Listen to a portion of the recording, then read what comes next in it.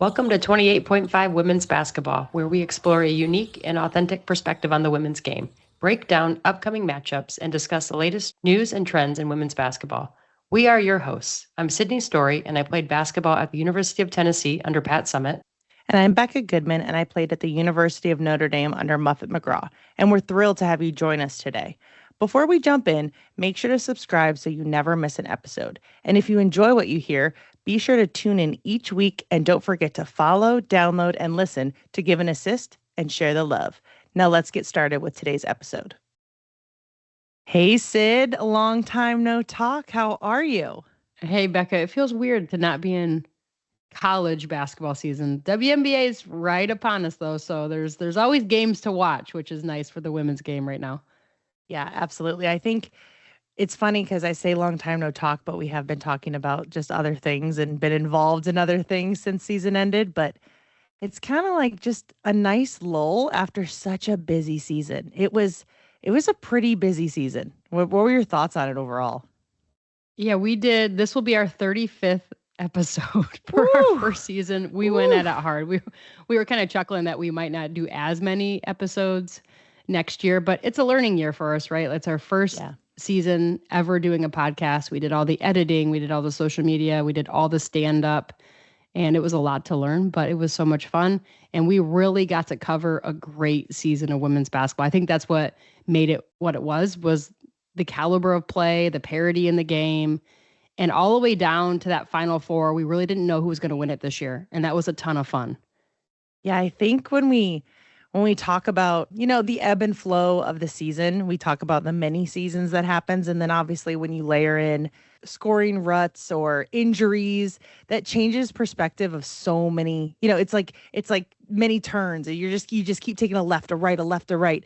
But I think the crazy part is there was a front runner for most of the season in UCLA. And it was like the unanimous over number one. And it's just kind of crazy the way that March Madness plays out. It truly is madness. Yeah, absolutely. And what a fun season when you look back with UCLA, you mentioned them, and USC and Oregon and Washington, them joining the Big Ten really made for a different landscape and one of the most powerful conferences in the country. The SEC, you look at Oklahoma, you look at Texas joining the SEC this year. That was entertaining to watch how these conferences really have shifted. You look at Stanford in the ACC, Cal in the ACC. I mean, it really was a unique year in the start of those new conferences also, which made conference play that much more fun to watch.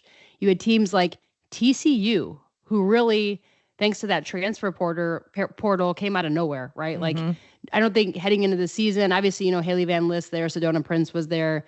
You could say, hey, they could make a deep run, but they really, I think, almost exceeded some of those expectations. Yep. And it just proves the parity and, again, speaks to the overall fun of the season because you had different teams step up. It wasn't just, I know UConn won it all, but it wasn't just a UConn or a South Carolina this year. UCLA, like you mentioned, really was at the front runner for most of the year. Notre Dame had a really good year.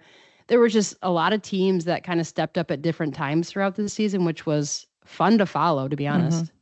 Yeah, and I wish I could have gone back to all of our 34 previous episodes and just counted how many upsets there were, just to have that number coming into today, because there had to have been at least 50. And those are just the ones we talked about, not other conferences or other games that happened that there were upsets.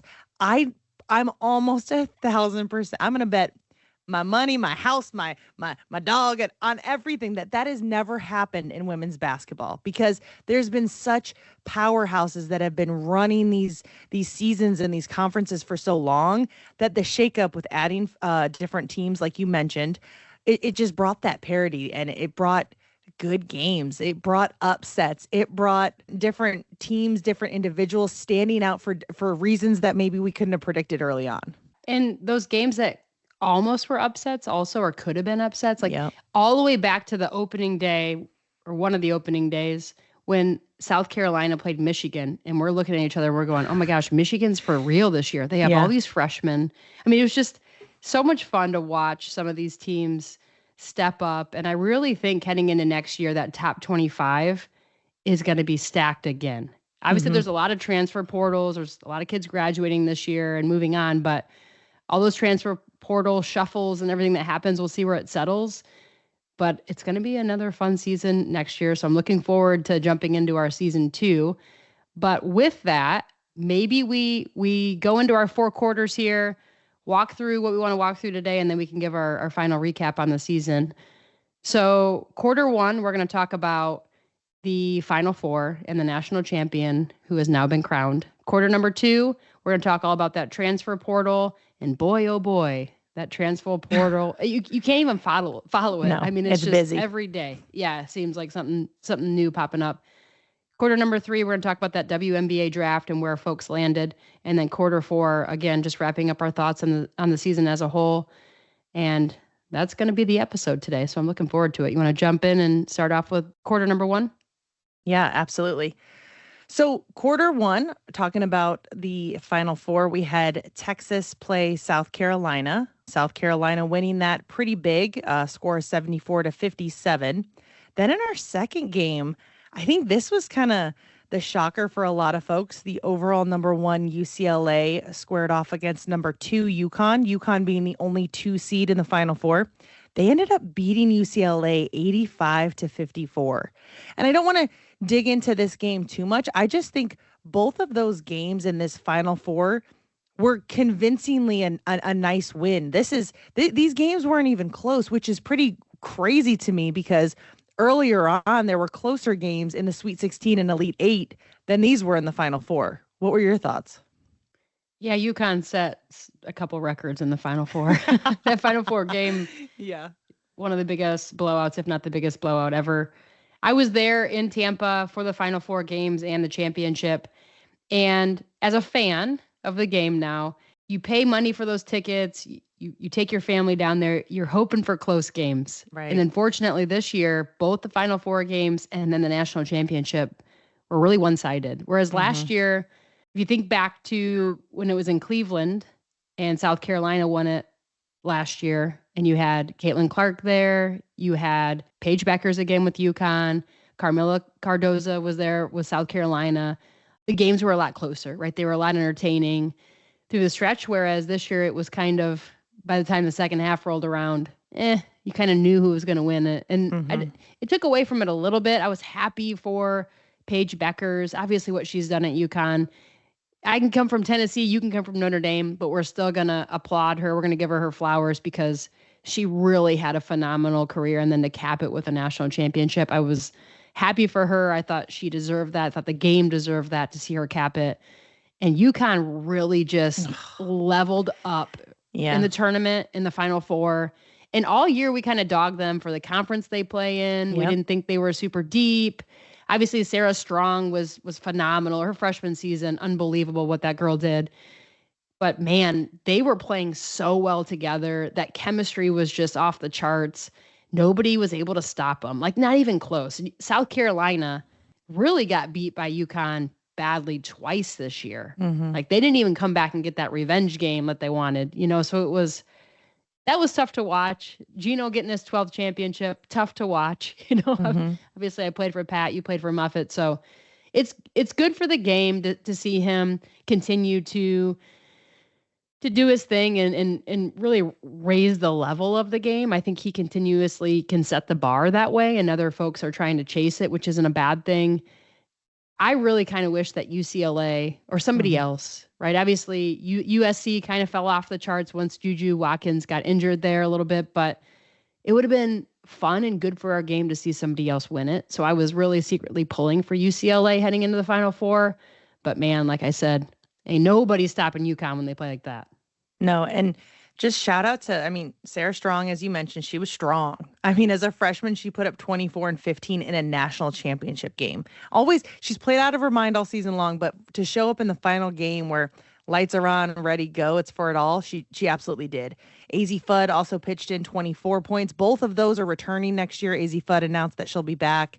Paige chipped in 17.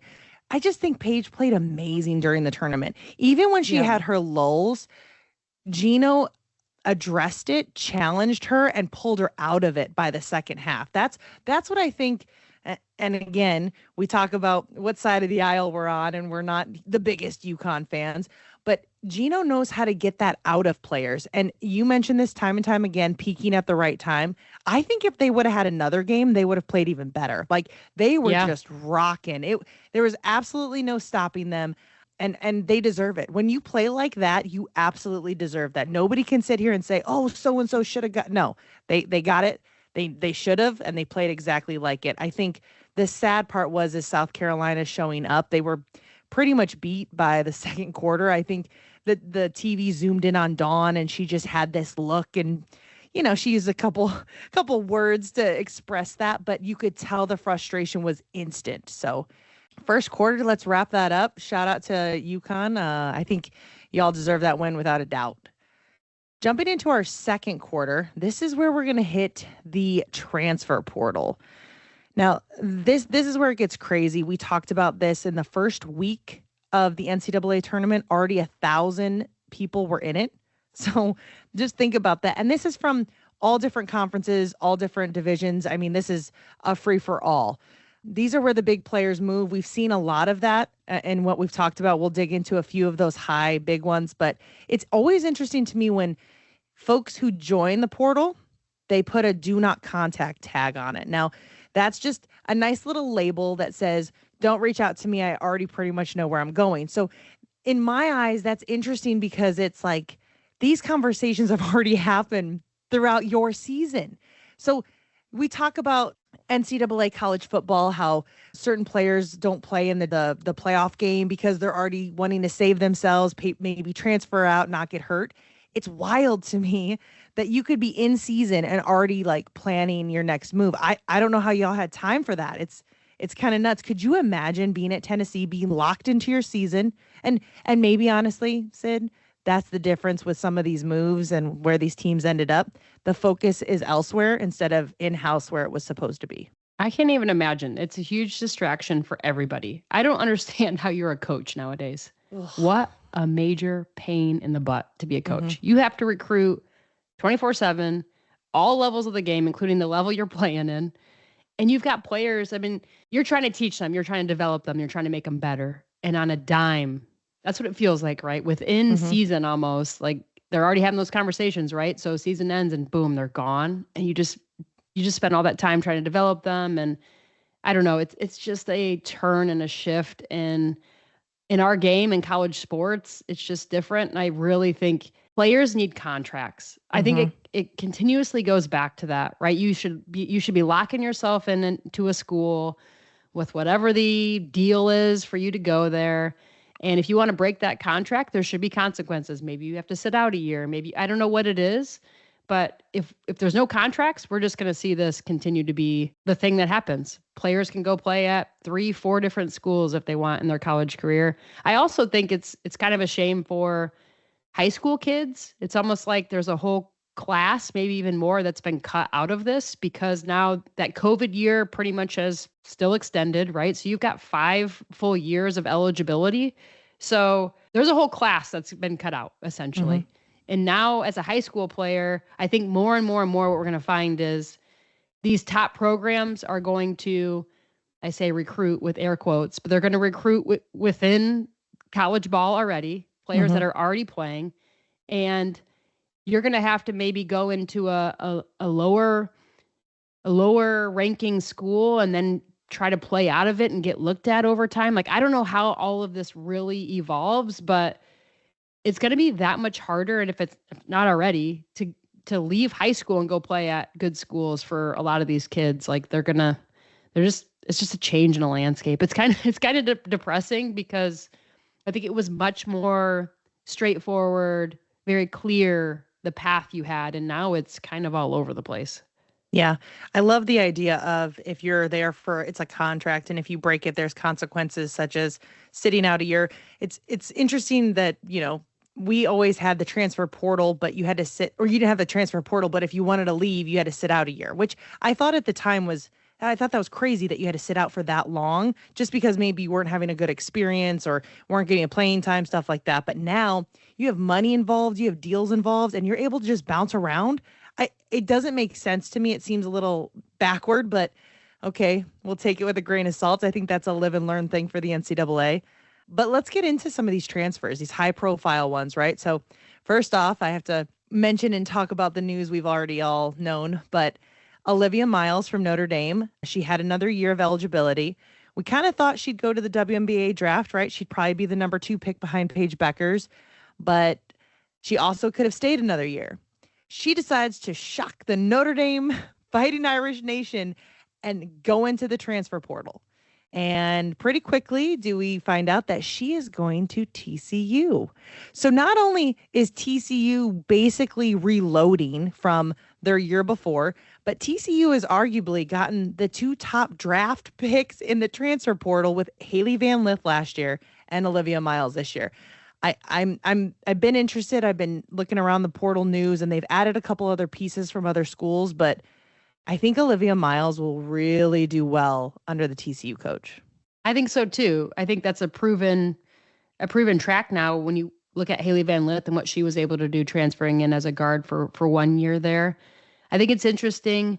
Olivia Miles graduated from Notre Dame or Yep. So it's maybe a little bit different when it's a grad transfer. Like I can see that where maybe you're going to start graduate school now. And so that's a good thing for your resume to have your undergrad at one school and your grad at another. I mean, I'm just trying to look at it from a holistic picture, but from Olivia Miles' standpoint, I think to me, the big shock was I thought she was going to go in the draft. Yeah. And so to see her take another year, it just maybe speaks volumes to the college game versus the WNBA, what the WNBA is offering. I mean, you look at the rookie contracts, they're getting better, but they're still not clearly what you're able to do here in college ball. And especially Olivia Miles, who's really proven herself at Notre Dame. I mean, if you look at the list we're about to go through, I mean, Malaysia Fawali is a big one. There's some big players we're going to hit here, some big ones. But Olivia Miles is up there.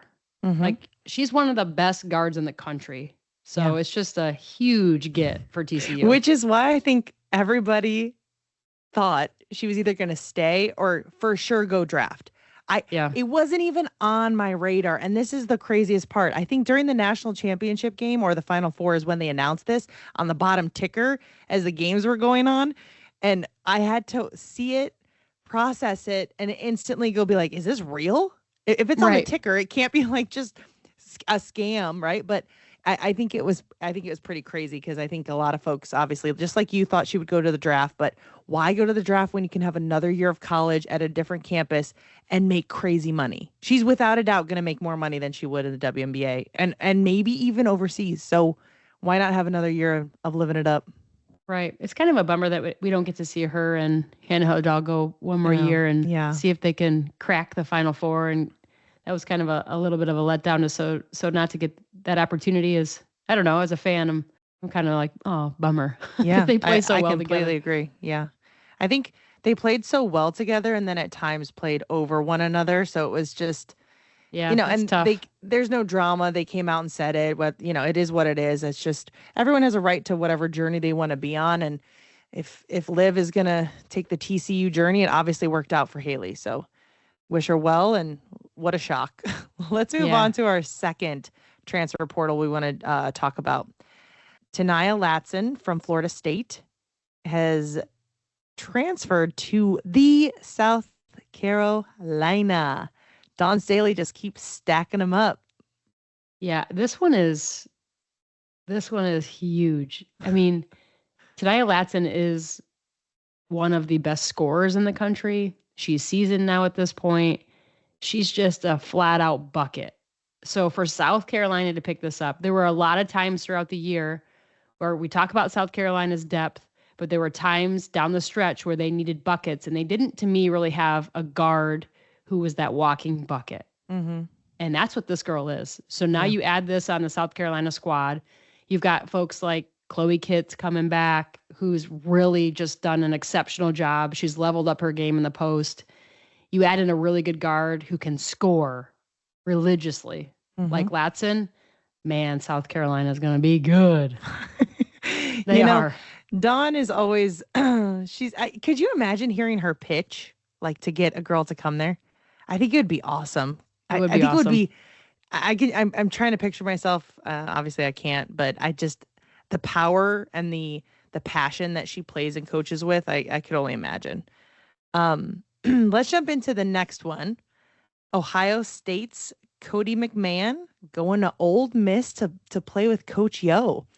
I think this is an interesting but a good move.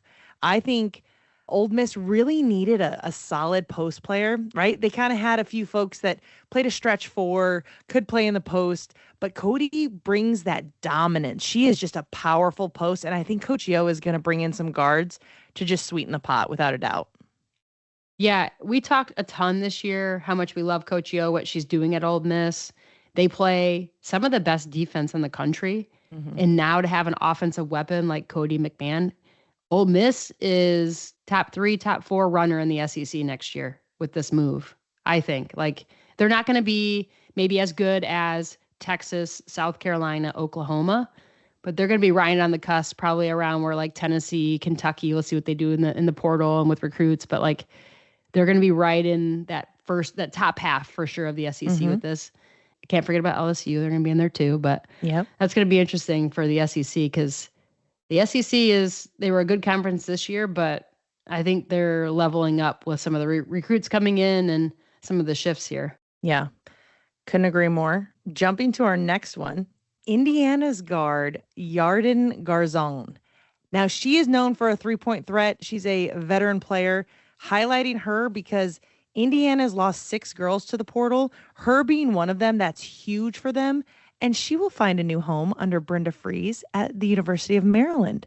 So I think that's a great fit for her. I think that her style will absolutely help Maryland be that three-point threat, and she'll just absolutely kill it from there. But yeah, that's another big upset or shock there for her to be leaving after so many years under the Indiana coach.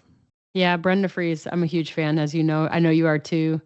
This is good for them. I think Maryland back-to-back years really strategically hit the transfer portal, and that's kept them relevant.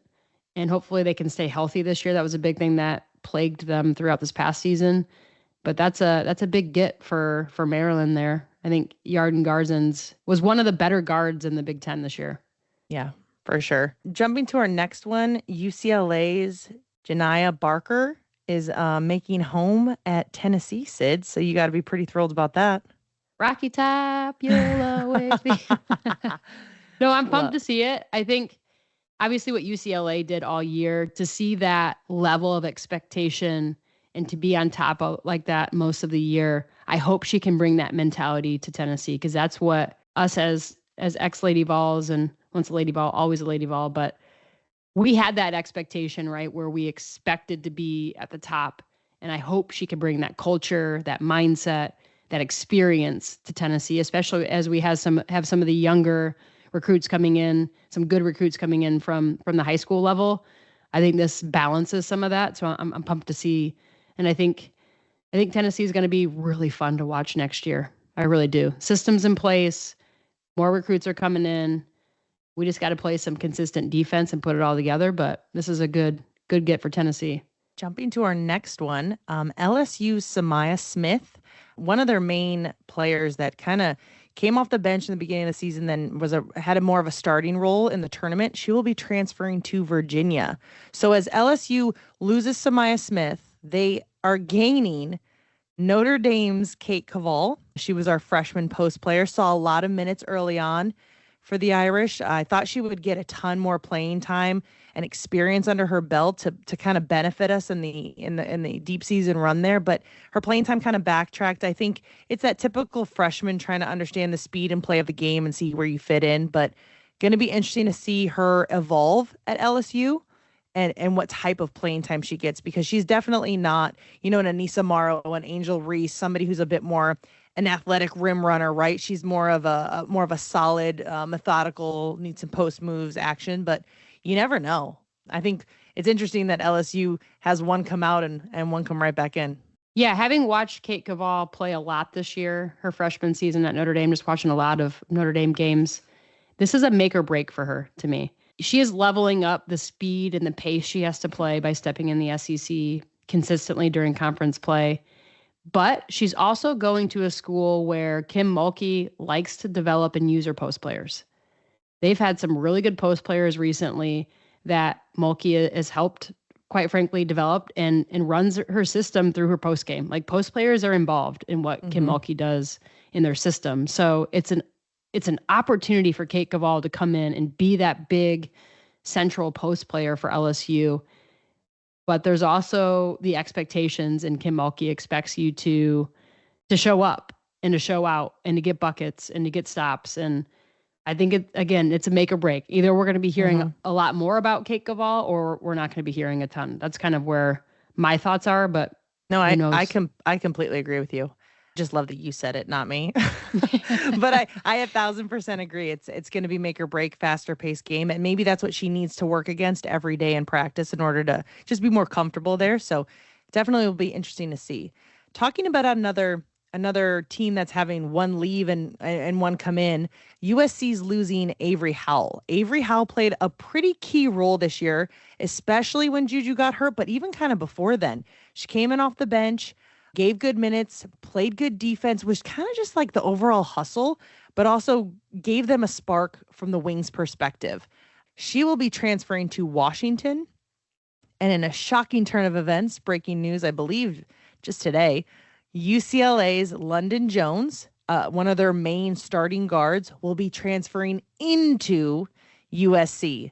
So another little shift there. I think, both of these players are obviously good in their own right. They do their own thing, but it's a little bit of a 1-for-1 here. I feel like, both of them are good guards. Both of them handle the ball. Both of them are able to contain and maintain against pressure, hit and knock down shots. Obviously, London Jones is significantly shorter, where Avery Howell she could guard like a smaller 4 or 3 or 2. But all in all, I think it's kind of an even trade. I honestly think it's wild to me that she's leaving UCLA to go to USC. I think those are obviously two rival teams there, and it's interesting. Yeah, for sure. That's going to be spicy again next year, that USC-UCLA game. Well, both of them, maybe 3 of them, depending on how the Big Ten tournament goes. But definitely. Oh, yeah. That inner city LA love right there. The last transfer portal update, we don't really have an update for, other than South Carolina's Malaysia Fawiley has entered into the portal. But as of today, we do not know where she is going. So still kind of a question up in the air.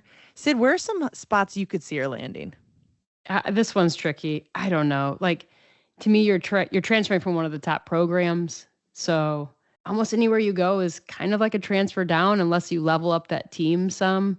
And granted, there are a lot of good schools out there. I mean, does she end up at like a UCLA or USC? Just literally gonna say that. As you were talking, I was like, well, she could replace London Jones and then some, right? Like that'd be pretty crazy. That would give them a different level of athleticism to kind of pair with Kiki Rice in a nice way. Yeah, and she'll only be a junior. She was a sophomore last year. I mean, just that sophomore class, who they're now going to be juniors. That is one of the best classes. Has to be on record. Like, unbelievable, the amount of talent that's now in the junior class heading into next year. Crazy.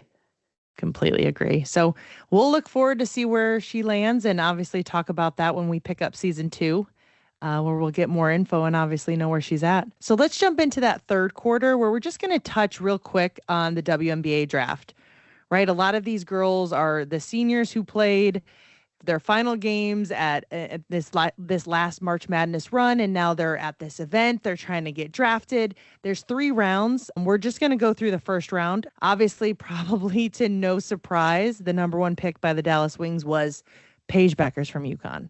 Really rounding out her I think that's like a bow on the basket for her. Not that there was any other thought it wouldn't be Paige, especially with Livia Miles not going far in the tournament and not declaring for the draft. But I think that's just the perfect story for Paige and her her college career going into professional. Yeah, are you excited to watch her play with the Wings coming up here? We're going to that game at Notre Dame versus the Aces. I think it's going to be interesting to see how she plays with Enrique for sure. And I don't think that's a bad thing. I think they both have a nice little.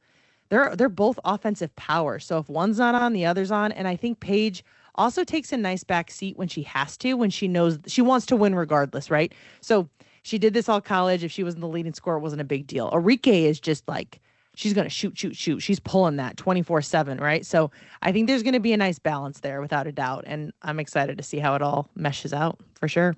That's going to be fun. And the game we're going to is against the Aces. So it's just like, it's going to be so much fun to watch the talent on the floor. That's just going to be pretty unreal, I think. So it's going to be a good time. I agree. I'm looking forward to it. There's a lot of ND alumni that will be playing in that game. So it should be good. Cool. So that second pick of the draft was the Seattle Storm. They picked Dominique Malunga from France. Washington Mystics picked Sonia Citron from Notre Dame. Excited and glad for her to go so high. I think it says a lot about just her as a complete package. I will say Kenny Brooks from Kentucky came out and said, I'll probably get so much backlash for this, but I think Sonia is very similar to Paige. They're equal. And think about it. If Sonia was really like the one scorer at Notre Dame, like the go-to, she was to some degree, but you have Hannah and Liv, and it's hard, and so I think it would have been interesting to see. I think she played her role obviously extremely well, super successful, a little goat in her own right from Notre Dame, right? She stands out for all the right reasons, and I think she's going to be really successful at the WNBA. I do too. She's so well-rounded. Like, she's a good guard that fits right in. I think what's so tough about the WNBA is you have so many years, right? Obviously, you've got Diana Taurasi now who's retired, players like Candace Parker who have retired, Sue Bird. But really right after that, there are years of players playing for these spots. And the WNBA is expanding slowly here. We've got more teams coming on, so there's more spots. But to earn a spot on a WNBA roster, and obviously there's the training camp going on and all that good stuff, but to have a spot on a roster and to play minutes, think about what that means about your game and how many guards and post players have gone through the college level, were successful, and are still going at it. Like, it's just not a lot of spots for a ton of good players over the course of let's throw 20 years out there that are now compacted into the WNBA. It's kind of wild. And I think Sonia Citron has a long career in front of her, right? She does so many of the right things. She's that total complete package player. She can score, she can defend, she can knock down the three ball. She's got mid-range, she can get to the rack. Like, she's just smooth. And I think she's going to have a really good career. That's going to be fun to watch. Yeah, completely agree. Jumping back to the draft, the fourth pick, the Mystics also back-to-back picks here, picked Kiki Iriafen from USC. I think that will be a ton of fun to see Sonia play with Kiki. I think that's the best part about the draft is people playing with others that maybe they have played previously together or they haven't, right? Such as Paige and Arike, right? Two rival teams. But we're going to see a pair down at the 11th pick that I think will be very interesting. Jumping to the number 5th pick, the Golden State Valkyries, a new WNBA team this year. I'm going to butcher this name. I'm so sorry. Picked Juste from Lithuania.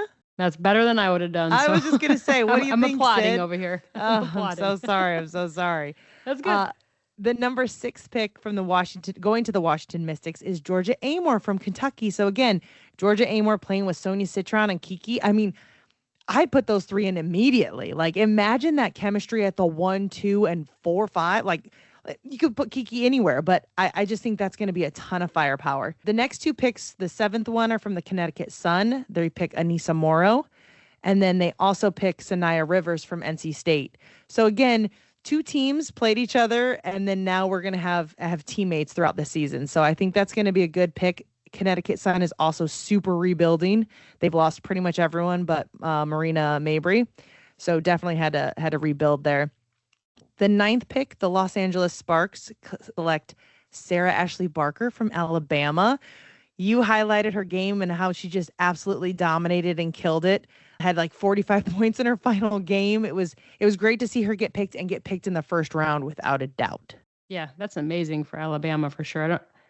I would beg to differ. They've maybe never had a first round draft pick. So I agree. Yeah, that's pretty cool for them. For sure. The number 10 pick, the Chicago Sky, also another one I'm going to butcher, is Asia Sivka from Slovenia. I think it's crazy and in a great way that there's some players from overseas who have been playing. Because keep in mind, overseas, when you're in your high school years, you can play professionally. There's not that limitation there. So they're already getting exposure at the highest level, playing on the national team, stuff like that. Ton of experience here. You have 3 from abroad in the first round. I think it's amazing. And I'm definitely going to be interested to see how they adapt to that WNBA play. The 11th pick, the Chicago Sky select Haley Van Lith from TCU, and she will be playing again with Angel Reese, her former LSU teammate. Now, they made it seem like it was a good, and they were excited about it, but you never really know. But Angel Reese did say, she posted a tweet and said, "We didn't do it right the first time. Let's run it back." That's cool. So very I like exciting. that. Yeah, absolutely. And the last pick of the WNBA draft of the first round, the Dallas Wings picked Asia James from NC State. So another guard, really rebuilding there. The Dallas Wings are getting their guards in the WNBA draft. Yeah, when I look at this list, obviously Paige Bueckers goes number 1. I don't think anyone's surprised there. I think pretty much down the line looks pretty good, right? Like a lot of really good players went this year. I think the most interesting one for me and the one I want to follow throughout the career here is Anissa Morrow. I think she was fantastic in college. The amount of double-doubles that she had, what she brought to the LSU team, just rebounds, putbacks, the whole 9 yards. She was just a phenomenal college player. She has the chance to me, and don't laugh because this might be like a huge stretch. Let me laugh first. Because you played against this chick a lot, so you might be like, I don't know. She has a chance to me to do what Tina Charles did in the WNBA. Yeah, I agree. It's almost like it's the current day Tina Charles coming through with the grit that she brings, and it's just kind of those intangible loose ball. She's all over it. She's that type of player to me, where it's just gonna be fun to watch her. I'm excited to watch her at Connecticut, to be honest. I think another thing, just those intangibles, the power. She has power like Tina Charles had, without a doubt. So absolutely exciting to see that. And that rounds out our first round that we are talking about in the third quarter. Let's jump to that fourth quarter where we're just going to wrap up. Appreciate everybody's, dedication to listening. We've had a blast doing this. I also think there's lessons learned. You kind of mentioned this early on, Sid, where we did a ton of episodes early. Maybe we'll look to spread it out next year. But I just think it's exciting anytime we get to talk ball, because not only is it awesome to talk with you, but there's so much going on in the sport that it's constantly evolving. And who knows where we'll be next year when we start up again in the fall with coaching changes, transfer portal updates, and how teams are looking. What are you most excited for? Yeah, I think we learned a ton. I'm super excited for season 2. We just want to make it better. We're ex-players ourselves. We played for high-level coaches, and what's ingrained in us is that continuous improvement mindset. So it's like, how do we step into next season and just get better at our highlights, get better at what we cover every week? And maybe it's that whole thing where we focus a little bit more on quality and less on quantity. We were just so excited this year. We were pumping out episode after episode, sometimes 2 a week for a while. I think we'll probably step that back a little bit and probably do mostly once a week, which will be fun. But gosh, there tends to be so much to cover where 2 episodes kind of make sense. So we'll just kind of ebb and flow and see what happens next year. I think if you're an ex-player, right, and you played at a high level and you want to jump on and be a part of any of our huddles, hit us up. Hit us up on social media. We had Melissa Leckleitner-Lewis from Notre Dame that joined us this year. We had Jenny Ryan from Michigan who joined us. I think we're looking to do a little bit more of that next year, is bring on more guests and just keep talking the game and elevating the game. And man, I'm hoping for some drama next year because it's just so much fun to cover and it makes it that much more entertaining. And I really believe it when I say it, like, basketball is our passion and one of our biggest loves. So it's just an honor to get on here and just talk the game because we're watching it. We love it. It's fun to share some of that and really just keep women's basketball going. And it's fun. Yeah. So as all the girls are wrapping up their seasons and going to the post game and working out over the summer, Sid and I will be doing the same things, sharpening our tools, how we can get better and just keep bringing the best content to you all. Appreciate all of our listeners and followers and people downloading, subscribing, Always a pleasure. And I just can't wait to do this for season 2. So I think with that, we'll see y'all in the fall. Yeah, look forward to listening to us, hearing from you all. Start of next season. Probably right before season starts, that first episode will drop for season number 2. Looking forward to it. Can't wait already. It'll be here before you know it. Yeah, summer's going to fly. I feel it already. Some good weather. Let's do it. Yep, absolutely. Well, thank you, everyone. I do want to say thank you also because I know we had folks listening and we appreciate that because we put a lot of time into it also. So thank you, everyone. Absolutely. All right. Well, I'll sign off the way I always do. See you, Sid. Talk soon, Beck. That's the 28.5 final buzzer for today's episode. Don't forget to hit follow and download on your preferred podcast platform to catch every play-by-play. New episodes drop each week throughout the season. If you've enjoyed our courtside chat, drop us a review or follow us on our social media accounts where you can send us questions that may be selected for our Team Huddle Q&A episodes. And remember, from females who have played the game, the size of the ball matters.